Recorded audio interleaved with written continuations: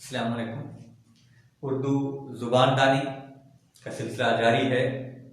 आज हमारा छठा लेक्चर है और इसमें हम पढ़ेंगे हम आवाज़ अल्फाज। इससे पहले हम हरूफ तहज्जी, उसकी अक़साम, हरूफ की आवाज़ें और इराब वगैरह पढ़ चुके। तो आज हम पढ़ने जा रहे हैं कि मुख्तलिफ हरूफ जो एक जैसे लिखने में नहीं है लेकिन बोलने में है, तो हमें बहुत ज़्यादा ख्याल रखना होता है कि हम किस हर्फ को लिखें। मसलन अलिफ, अलिफ मद्दा, हमजा, ऐन, ये सारे एक जैसे हैं, यानी इनकी जो आवाज़ है वो मिलती जुलती है। अब देखें आर, अगर अलिफ मद्दा से आप आर लिखेंगे तो वो जो कढ़ाई के लिए आला इस्तेमाल होता है, कढ़ाई के लिए जो एक मखसूस किस्म का औजार होता है उसे आर कहा जाता है, नोकदार चीज लोहे की। और अगर आप ऐन से आर लिखेंगे तो ये आर ऐब होता है, ऐब, शर्म, इसको हम आर कहते हैं। दूसरा देखिए हमारे पास से, सीन, स्वाद, ये तीनों हम आवाज हैं, इनकी आवाजें मिलती जुलती हैं, लेकिन हमने ध्यान रखना है कि हमने से को, सीन को, स्वाद को कब कब इस्तेमाल करना है। मसलन समर अगर आप से लिखेंगे तो इसका मतलब होगा फल। सीन अगर आप सीन से समर लिख देंगे तो अक्सर आप सुनते रहते हैं समर वेकेशन, समर वर्क, तो ये जो गर्मियों का छुट्टियों का काम होता है या गर्मियों का जो मामला होते हैं, समर वेकेशन, तो अंग्रेजी में समर, उर्दू में जब लिखा जाता है अंग्रेजी का समर तो सीन से लिखा जाता है, जो गर्मियां रात ली जाती हैं। अगर हम सीन से कसूर लिखेंगे तो ये जो रियाजी में हम बटे की शक्ल में लिखते हैं 2x डिवाइडेड बाय 3y, तो ये कसूर है, यानी कोई चीज बटे में लिखी हो तो उसे हम कसर कहते हैं। ये कसूर गलती, अगर हम स्वाद से लिखेंगे तो कसूर का मतलब गलती, सीन से लिखेंगे तो कसूर का मतलब कोई fractional form, rational form. Next देखिए हमारे पास जाल, जे, ज़्वाद, ज़ुइन, ये चारों हम आवाज हैं। जाल, जे, ज़्वाद, ज़ुइन, इन चारों के इस्तेमाल में भी आपने ध्यान रखना है।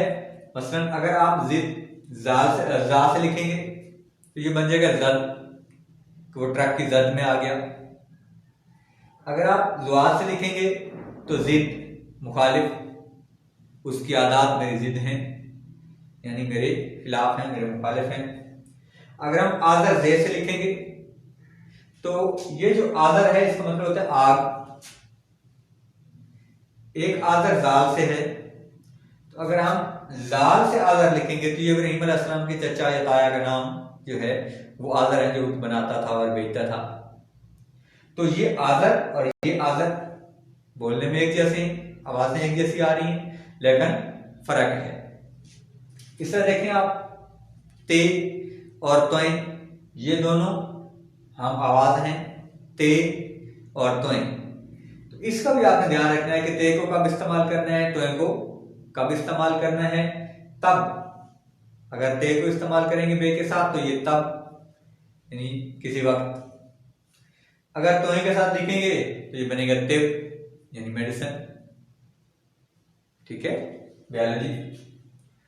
दूसरा हमारे पास है काफ और काफ, ये दोनों हम आवाज हैं, इसका भी खास ख्याल रखना है कि किस वक्त कौन सा काफ हमें इस्तेमाल करना है। मसलन कलम, अगर हम नुक्तों वाले काफ से लिखेंगे तो वो लिखने वाला जो हमारे पास हथियार होता है कलम। अगर काफ से लिखेंगे तो ये कलम। ठीक है। दूसरा देखिए आप हे, एक हे हमारे पास ये है जिसे हम आमतौर पे हलवे वाला हे कहते हैं। एक हे हमारे पास ये है, और तीसरा हे ये भी इनके साथ है जिसे हम मखलूत हे कहते हैं। ये तीन हे हैं, इनके लिखते हुए भी आपने ध्यान रखना है। जो ये हे है ये जब लिखा जाएगा अपनी अलग से आवाज देगा, ये लटकन के साथ लिखा जाएगा, वजन कहा। दूसरा है मखलूत वाला जो किसी के साथ मिलकर आवाज देगा, वजन खा।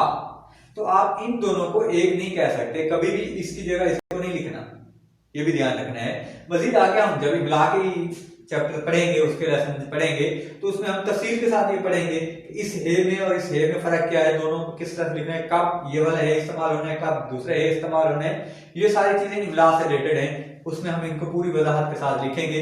इन सब के लिखने का तरीकाकार क्या होता है, ये भी हम इससे अगले लेक्चर में पढ़ेंगे।